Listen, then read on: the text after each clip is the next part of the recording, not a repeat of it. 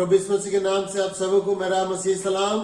प्यारे भाइयों और बहनों, आइए हम आज एक सुबह की आराधना में प्रभु की उपस्थिति में सब लोग शामिल हों और प्रार्थना के साथ आज की सेवा को हम शुरू करते हैं। Hallelujah, hallelujah. धन्यवाद पिता परमेश्वर, स्वर्गीय प्रभु, हम आपको धन्यवाद देते हैं, स्तुति प्रशंसा करते हैं। पिता परमेश्वर, आपने अभी तक हमें संभाला है। पिछले दिनों में प्रभु कितनी भी समस्याएं आई, जितने भी कठिन परिस्थितियां आई, हर एक परिस्थिति में से हमें प्रभु निकाल के लाया, इसलिए धन्यवाद देते हैं। हे पिता परमेश्वर, आपके अनुग्रह, आपकी उपस्थिति, आपकी दया और आपकी संगति के लिए धन्यवाद देते हैं। पवित्र आत्मा की सहायता के लिए धन्यवाद देते हैं। हे पिता परमेश्वर, आज हमसे बातें करिए, हमारी स्तुति और आराधना को ग्रहण करिए। सारे आदर और महिमा आपको देते हैं। हमारे भाई बहन जितने लोग भी प्रभु जहाँ कहीं भी हैं, हर एक के संग साथ रहकर आपकी दाहिना हाथ उनके ऊपर रखिए और आपकी स्तुति आराधना सब मिलकर हम करने के लिए मदद करिए। प्रार्थना सुनने के लिए धन्यवाद। प्रभु यीशु मसीह के नाम से मांगते हैं, स्वर्गीय पिता, आमीन। आइए हम प्रभु के धन्यवाद करते हुए एक भजन को गाएंगे। तेरा हो अभिषेक अमन के राजकुमार। तेरा हो अभिषेक अमन के राजकुमार, आज हमारे दिल में जन्म ले, हे प्रभु यीशु महान, हे प्रभु यीशु महान। तेरा हो अभिषेक अमन के राजकुमार, आज हमारे दिल में जन्म ले, हे प्रभु यीशु महान, हे प्रभु यीशु महान। घोर अंधेरा था, राह उलझी थी,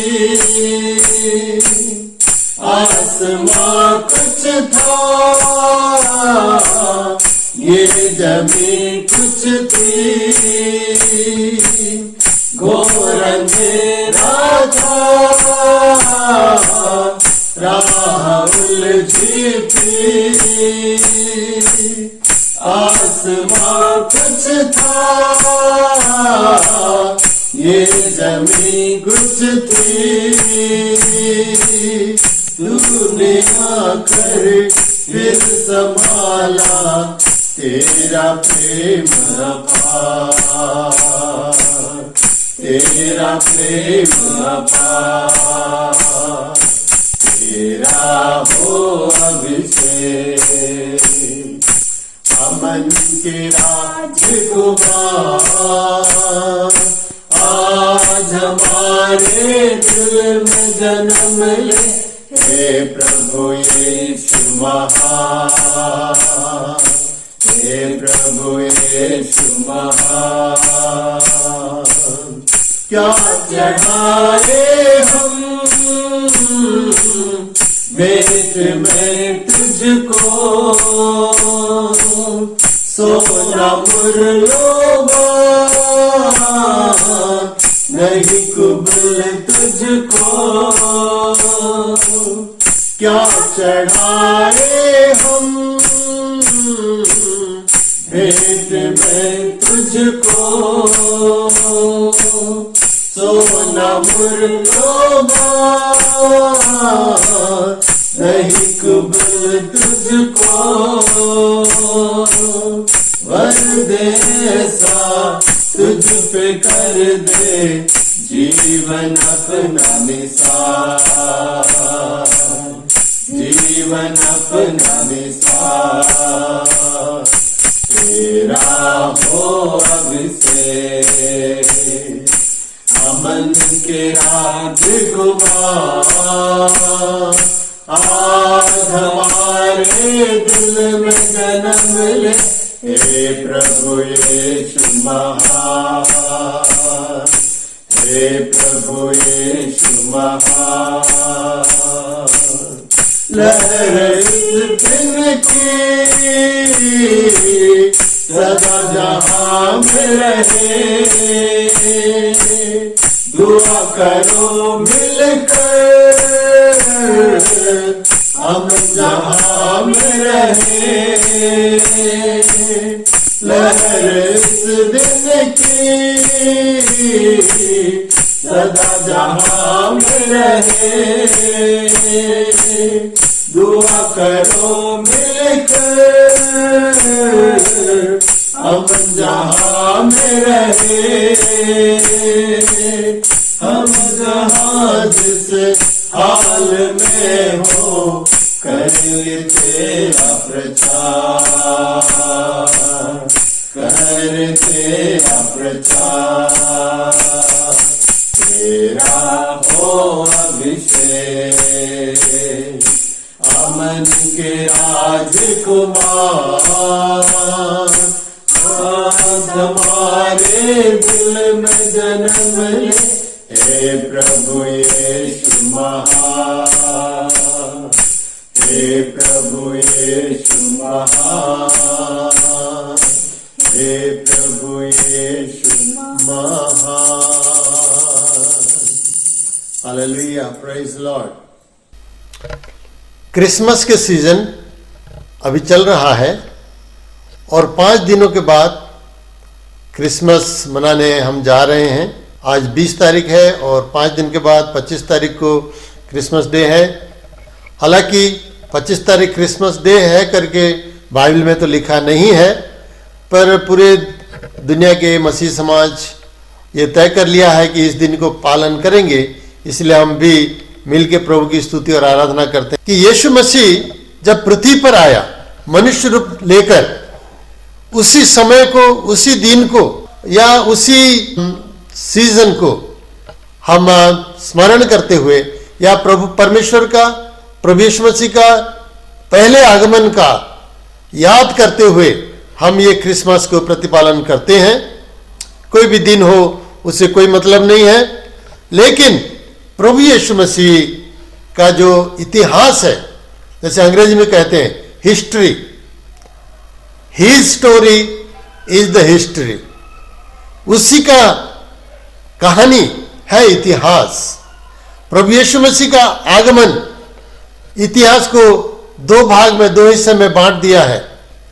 तो आज से लेकर करीब 2024 साल पहले प्रभु यीशु मसीह इस दुनिया में वह आए थे, तो उसको हम स्मरण करते हैं, याद करते हैं और ये क्रिसमस को हम पालन करते हैं। अगर प्रभु के इच्छा के अनुसार, वचन के अनुसार अच्छे ढंग से हम पालन करें तो ये क्रिसमस पालन जरूर हमारे लिए लाभदायक होगा, दूसरों के लिए भी लाभदायक होगा। क्योंकि परमेश्वर इस पाप भरी संसार के पाप में डूबे हुए लोगों को एक तोहफा के रूप में उद्धारकर्ता यीशु मसीह को दे दिया है इस दुनिया में, और उसी को हम याद करते हैं। अगर यीशु मसीह नहीं आता, जैसे हम यूहन्ना 3:16 में पढ़ते हैं, परमेश्वर हमें प्यार किया, पापियों को इतना प्यार किया, संसार को इतना प्यार किया कि अपना इकलौता बेटा को वो दे दिया, और जो कोई उस पर विश्वास करेगा नाश न होगा परंतु अनंत जीवन प्राप्त करेगा। ये क्रिसमस प्रभु यीशु मसीह का आगमन को दर्शाता है। अगर यीशु मसीह नहीं आता इस दुनिया को तो हमारा उद्धार कैसे होता? इसलिए मनुष्यों के उद्धार का शुभ संकेत देता है ये क्रिसमस का समय। जैसे हम पढ़ते हैं मत्ती रचित सुसमाचार उसका 1 अध्याय 20 से लेकर 23 में हम पढ़ते हैं, जब वह इन बातों के सोच ही में था तो प्रभु का स्वर्गदूत उसे स्वप्न में दिखाई देकर कहने लगा, हे यूसुफ, दाऊद की संतान, तू अपनी पत्नी मरियम को अपने यहाँ ले आने से मत डर, क्योंकि जो उसके गर्भ में है वह पवित्र आत्मा की ओर से है। वह पुत्र जनेगी और तू उसका नाम यीशु रखना, क्योंकि वह अपने लोगों का उनके पापों से उद्धार करेगा। यह सब कुछ इसलिए हुआ कि जो वचन प्रभु ने भविष्यद्वक्ता के द्वारा कहा था वह पूरा हो, कि देखो एक कुंवारी गर्भवती होगी और एक पुत्र जनेगी और उसका नाम इम्मानुएल रखा जाएगा, जिसका अर्थ यह है परमेश्वर हमारे साथ।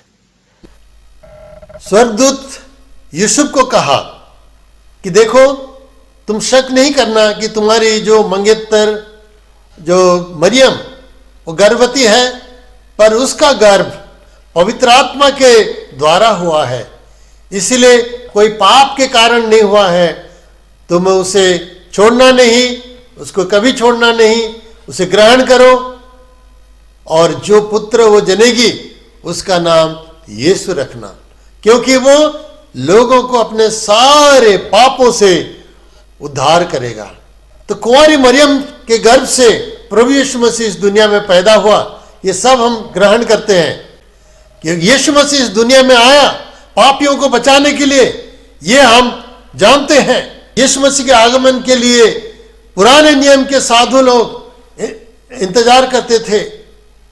आयुब इंतजार करता था, जैसे कहा कि मैं जानता हूं कि मेरा मुक्तिकर्ता जीवित है और वो आखिरी दिन में वो दुनिया पर खड़ा होगा और मैं अपने आंखों से उसको देखूंगा।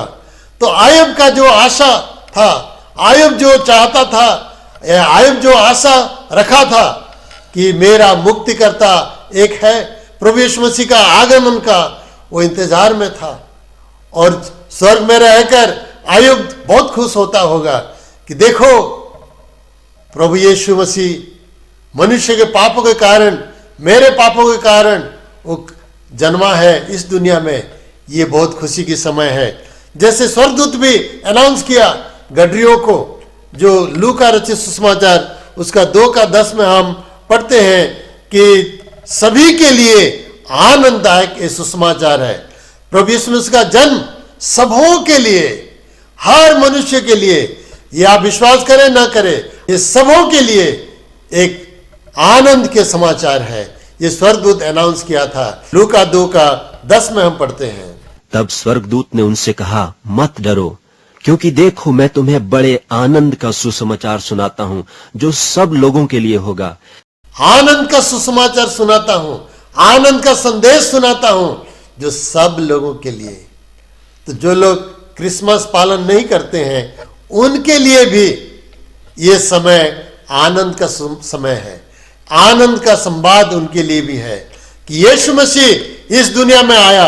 ये खुशी की बात है। स्वर्गदूत आके अनाउंस किया, हम भी लोगों को बताना है कि मसीह दुनिया में आया। ये आनंद की बात है। अब्राहम विश्वास से अपना बेटा को लेके मोरिया के पहाड़ में बलि चढ़ाया था। स्वर्ग में होकर अब्राहम देखता होगा कि अरे मेरा उद्धार करता, मेरा प्रभु मेरे बेटे को बचाने के लिए मोरिया के पहाड़ में एक मेमने के रूप में आया था। वो आज मनुष्य के रूप में पैदा हुआ है। मूसा भी बहुत खुश हुए होंगे कि मूसा भविष्यवाणी किया था कि आखिरी दिनों में मेरे जैसे भविष्यवक्ता प्रभु लाएगा, उत्पन्न करेगा और उसकी तुम सुनो, उसकी बातों को सुनो, ग्रहण करो तो तुम बच जाओगे।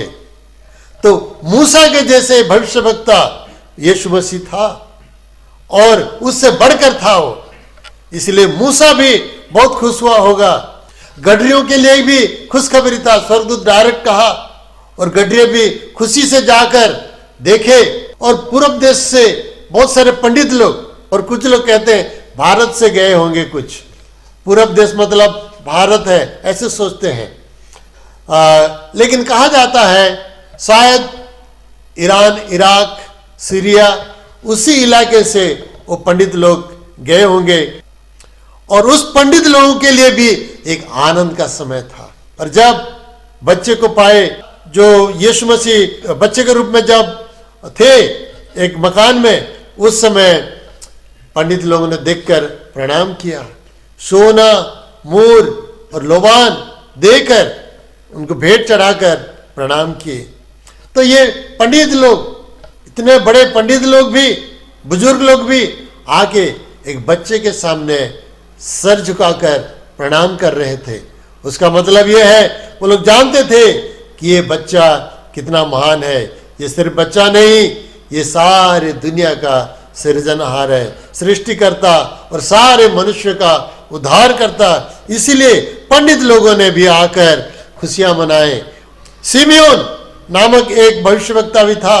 सिमियोन नामक एक बहुत बुजुर्ग व्यक्ति भी यरूशलेम में था और उसको पवित्र आत्मा कहे थे कि जब तक तुम परमेश्वर के उद्धार को न देखोगे तब तक तुम मरोगे नहीं।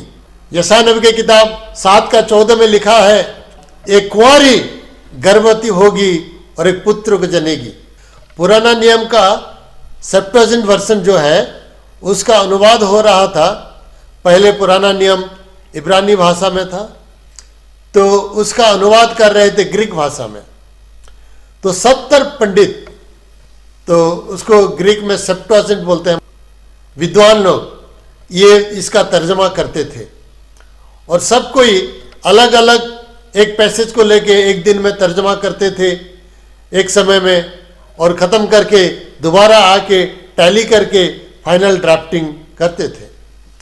तो उसी ड्राफ्टिंग में सिमियोन भी एक पंडित था और सिमियोन भी तर्जमा करता था।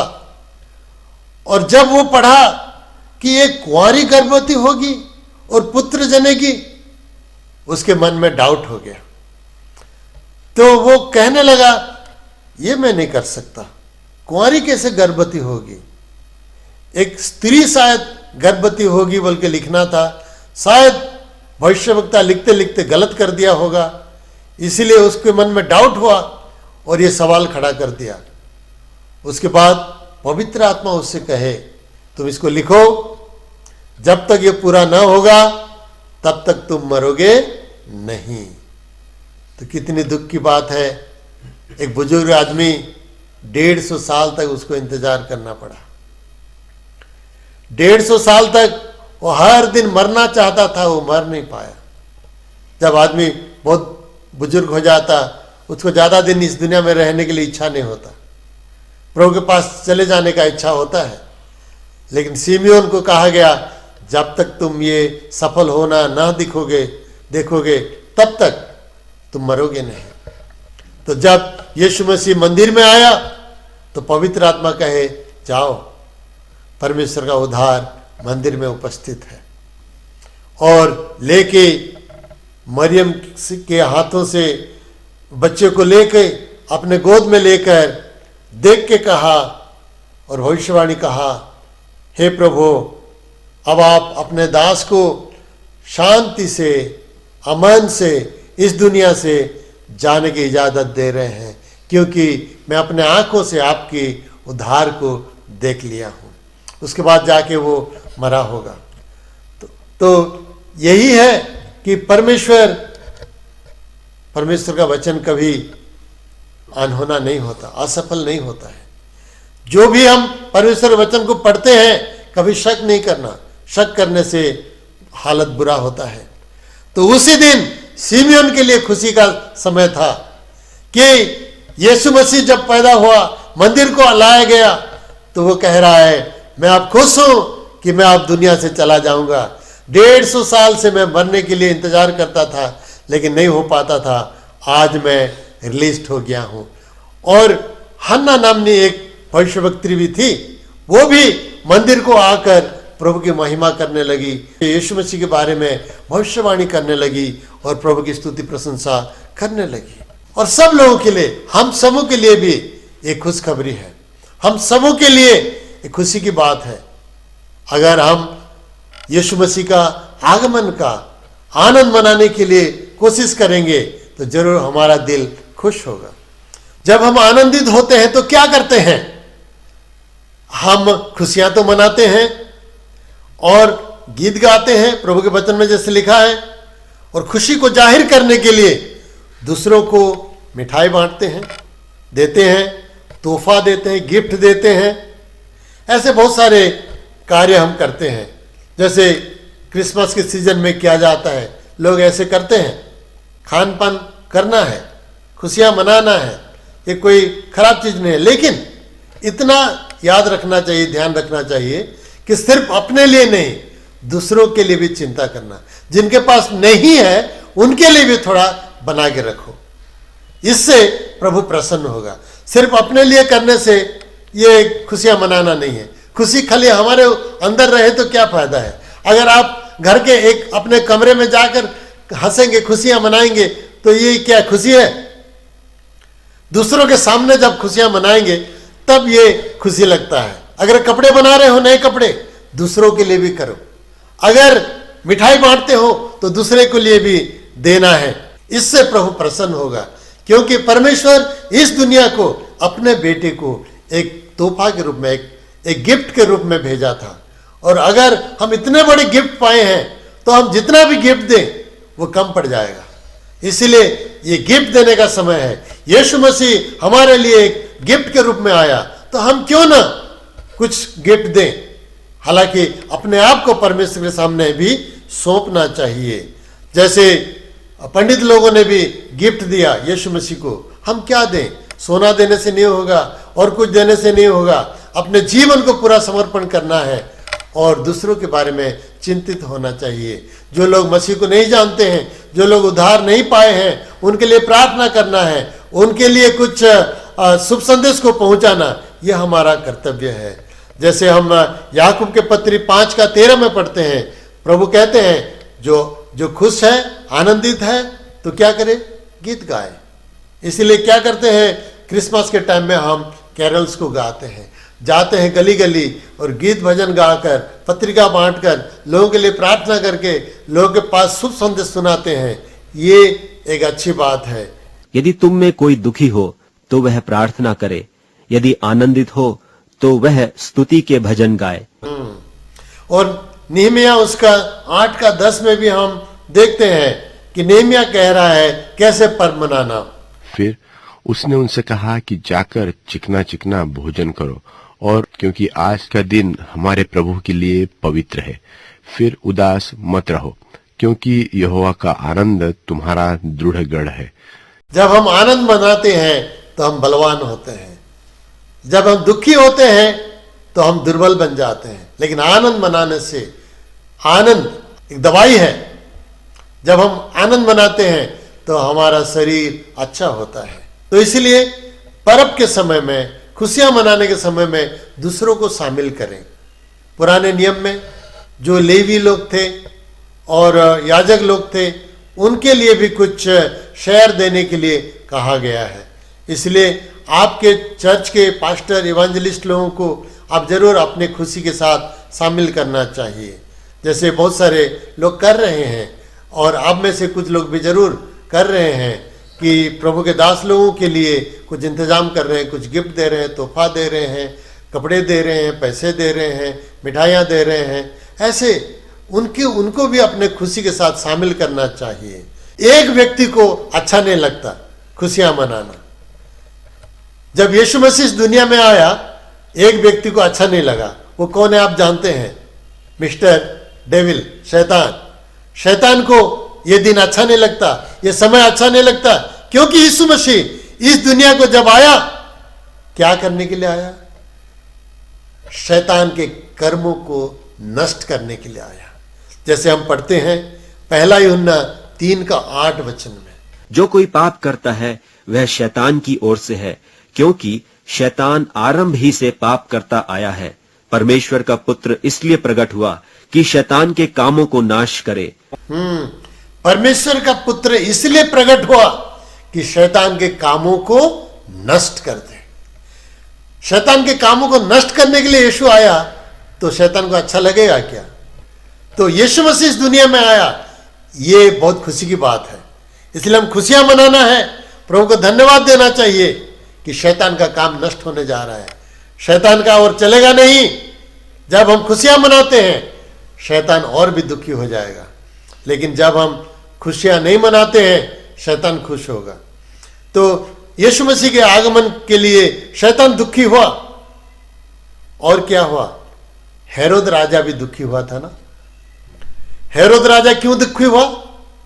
क्योंकि वो खुद राजा था और पंडितों ने जब पूछा कि यहूदियों का राजा पैदा हुआ है, वो कहां है, तो उसको जलन आ गया, द्वेष आ गया और कहना मैं राजा होते हुए और कोई राजा पैदा हुआ है, उसको मैं मारूंगा जरूर। वो जलने लगा और क्रोधित हुआ और कैसे भी यीशु मसीह को मारना चाहता था। लेकिन परमेश्वर के बेटे को, जिसको परमेश्वर जिस उद्देश्य के लिए भेजा था, जब तक न हो तब तक कोई उसको मार नहीं सकता।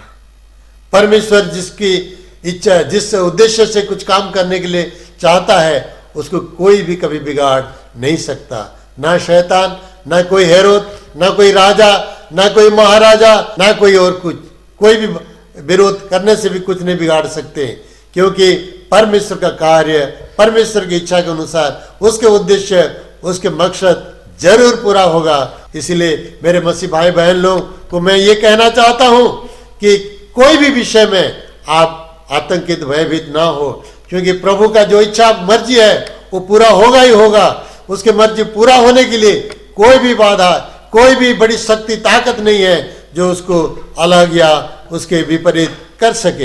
हेरोद कितना भी कोशिश किया, घबराया हुआ था, कोशिश किया मारने के लिए, नहीं कर पाया। एक बार उसके बाद जब यीशु मसीह सेवकाई में था, उनके आखिरी दिनों में था, उस समय कुछ लोगों ने कहा कि हेरोद तुझे मारना चाहता है। हालांकि ये हेरोद और वो पहले वाला हेरोद अलग थे। यीशु मसीह के, इसमें जब छोटा बच्चा था उस समय, जो जन्म के समय जो हेरोद राजा था वो तो मर चुका था, लेकिन दोबारा और एक हेरोद आया। और उस समय क्या हुआ हम देखते हैं लूका रचित सुसमाचार उसका 13 का 31 और 32 में। उसी घड़ी कितने फरीसियों ने आकर उससे कहा, यहाँ से निकल कर चला जा, क्योंकि हेरोदेस तुझे मार डालना चाहता है। उसने उनसे कहा, जाकर उस लोमड़ी से कह दो कि देख, मैं आज और कल दुष्ट आत्माओं को निकालता और बीमारों को चंगा करता हूँ, और तीसरे दिन पूरा करूंगा। कुछ फरीसी लोग, कुछ सदुकी लोग आके यीशु से कहे, यहां से निकल के भाग जा। यीशु मसीह उस समय गलील में प्रचार कर रहा था, तो कह रहे तू भाग जा यहां से, हेरोदेस तुझे मारना चाहता है। तो ये कहा, प्रभु यीशु कहा, क्या कहा, जाओ उस लोमड़ी को कह दो। किसको लोमड़ी कह रहा है? हेरोद को। लोमड़ी मतलब हम जानते हैं कि बाइबल में लोमड़ी का मतलब शैतान है। उसका मतलब वो शैतान को जाके कह दो, क्योंकि यीशु को जो मारना चाहता है वो शैतान ही चाहता है। शैतान के सिवा और कोई मारना नहीं चाहते थे। तो उस समय फरीसियों को और सदुकियों को यीशु मसीह इस प्रकार कहा था, हेरोदेस को लोमड़ी कहा था। उसका जलन हुआ था, इसलिए वो उसको अच्छा नहीं लगता था यीशु मसीह का पैदाइश। लेकिन जितने लोग प्रभु को चाहते थे, जितने लोग परमेश्वर को प्रेम करते हैं, वे सब यीशु मसीह के जन्म के कारण खुश हुए हैं, खुश होते हैं, होते रहेंगे। और प्रभु यीशु मसीह के इस जन्म के कारण ये खुशियां मनाना हमारे लिए एक अच्छी बात है। प्रभु यीशु मसीह इस दुनिया में आया था हमारे लिए क्या करने के लिए? कि हमें एक भरपूर जीवन देने के लिए आया था। भरपूर जीवन देने के लिए आया था, तो हम क्या खुश नहीं होंगे? यीशु मसीह अगर नहीं आता तो ये जीवन हमें नहीं मिलता, ये उद्धार हमें नहीं मिलता। जैसे यूहन्ना 10 में हम पढ़ते हैं, चोर किसी और काम के लिए नहीं, परंतु केवल चोरी करने और घात करने और नष्ट करने को आता है। मैं इसलिए आया कि वे जीवन पाएं और बहुतायत से पाएं। चोर आता है चोरी, वध और विनाश करने के लिए, लेकिन यीशु मसीह कह रहा है, मैं आया हूं ताकि सब लोग जीवन पाएंगे, और खाली जीवन नहीं, भरपूरी का जीवन, बहुतायत का जीवन पाएंगे।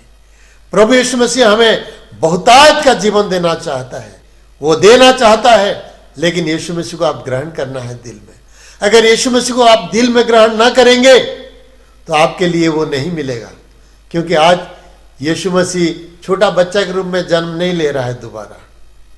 हम पर्व तो पालन कर रहे हैं, मना रहे हैं, लेकिन यीशु मसीह आज पैदा हो रहा है ये बात नहीं है। जैसे कुछ लोग ड्रामा नाटक करते हैं कि आज यीशु पैदा हुआ है। आज यीशु पैदा नहीं हुआ है। यीशु पैदा हुआ था बल्कि हम याद कर रहे हैं। लेकिन आज अगर यीशु को पैदा होना है, हमारे दिल में पैदा होना है, अर्थात दिल में ग्रहण करना है। जो लोगों के हृदय में यीशु मसीह नहीं है, वो लोगों को मैं एक आह्वान देता हूं, यीशु मसीह को अपने दिल में ले लीजिए। अगर यीशु मसीह आपके दिल में नहीं है तो आप क्रिसमस पालन नहीं कर पाएंगे। आप केक काटने से कुछ फायदा नहीं, नए कपड़े पहनने से कुछ फायदा नहीं, मिठाइयां बनाने से कुछ फायदा नहीं। यीशु मसीह को पहले ग्रहण करिए। यीशु मसीह पहले पैदा होना है, उसके बाद खुशियां मनाना है। पहले यीशु मसीह पैदा होना है, पहले खुशियां नहीं, पैदा होने के बाद खुशियां। पहले यीशु मसीह आपके दिल में आने दो। जब यीशु मसीह आपके दिल में आएंगे, आपके दिल का राजा बन जाएंगे, आपके दिल को अधिकार करेंगे, तब आपको खुशियां मनाना अच्छा है लगेगा, या खुशियां मनाने से प्रभु खुश होगा। इसीलिए जो पहले की काम पहले करना है। अगर आप और कुछ इंतजाम कर रहे हैं, उस इंतजाम करने के पहले यीशु मसीह को पहले अपने दिल में ग्रहण करिए। अपने पाप को मान लीजिए, कहिए प्रभु मैं पापी हूं, मैं जन्म से पापी हूं, आदम और हवा के संतान होने के नाते मैं पापी हूं, कर्म से भी मैं पापी हूं, मैं सिर्फ पाप ही किया हूं, कोई अच्छा काम मैं नहीं किया हूं, मुझे माफ करिए। आपने कलवरी क्रूस पे जो रक्त बहाया, उस रक्त से मेरे पाप को धो दीजिए। अपने वचन के अनुसार मुझे शुद्ध और पवित्र करिए और मुझे अपना संतान बनाइए, मेरे दिल में प्रवेश करिए, मुझे कंट्रोल करिए। आज से लेकर जिंदगी के आखिरी तक मैं आपके संतान बनकर आपके वचन के अनुसार चलना चाहता हूं। प्रभु मेरे दिल में आइए। अगर ये प्रार्थना आप कर रहे हैं, सच्ची मन से कर रहे हैं, जेन्युइनली कर रहे हैं, तो जरूर प्रभु आपके दिल में आ जाएगा और आपको ग्रहण करेगा। और आपके लिए आज सच में बड़ा दिन हो जाएगा। ये आपके लिए अच्छा क्रिसमस हो जाएगा, आपके लिए सचमुच एक बड़ा दिन हो जाएगा और इस बड़ा दिन को आप कभी भूल नहीं पाएंगे। इसलिए मेरे मित्र, मेरे भाई और बहन, जहां कहीं भी आप हैं, अगर आप यीशु मसीह को अपने दिल में ग्रहण नहीं किया है, अपना जीवन को यीशु मसीह को समर्पण नहीं किया है, पाप का अंगीकार नहीं किया है, पश्चाताप करके पिता, पुत्र और पवित्र आत्मा के नाम में डूबन ग्रहण नहीं किया है, तो आज आप मन फिराइए, ग्रहण करिए, परमेश्वर का संतान बन जाइए। आपके लिए ये शुभ संदेश है। अगर ये आप नहीं ग्रहण करेंगे आज, शायद ये मौका आपको कभी ना मिले। इसलिए आज का मौका कभी आप छोड़े मत, आप ग्रहण करिए और अपने जीवन को प्रभु के हवाले करके एक अच्छा क्रिसमस पालन करिए। प्रभु आप सबको आशीष दे। God bless you all. आइए अपने जीवन को, आत्मा को समर्पण करते हुए प्रार्थना में जाएंगे। हे हमारे दयालु पिता परमेश्वर, धन्यवाद, स्तुति, प्रशंसा, महिमा आपकी हो। प्रभु हम धन्यवाद देते हैं कि आप हमारे पापों के कारण कलवरी क्रूस पे मरने के लिए छोटे बच्चा बनकर इस दुनिया में आया और हमें प्रभु आज ये कह रहा है अपना दिल खोल के प्रभु यीशु मसीह को ग्रहण करने के लिए। अगर यीशु मसीह को हम ग्रहण करेंगे, उसके कार्य को हम ग्रहण करेंगे, विश्वास करेंगे, तो हम नाश न होंगे, अनंत जीवन पाएंगे। प्रभु मेरे जो भाई बहन आज पहली बार ग्रहण कर रहे हैं, उनको आशीष दीजिए, उनके दिल में समा कर उनके जीवन को नियंत्रण करके स्वर्गराज की ओर जाने के लिए तैयार करिए। प्रार्थना सुनने के लिए धन्यवाद।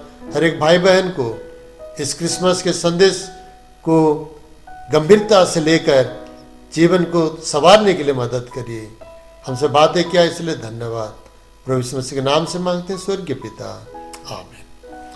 पिता परमेश्वर का प्रेम, प्रभु यीशु मसीह का अनुग्रह, पवित्र आत्मा की संगति, त्रिएक परमेश्वर के आशीष हम सबों के साथ प्रभु के दोबारा आगमन तक हमेशा हमेशा के लिए होती रहे। आमीन। God bless you. Praise the lord. अगर आप अभी तक फेथ मीडिया सेंटर को सब्सक्राइब नहीं किया है तो जरूर कर दीजिए। प्रभु आपको आशीष दे। God bless you.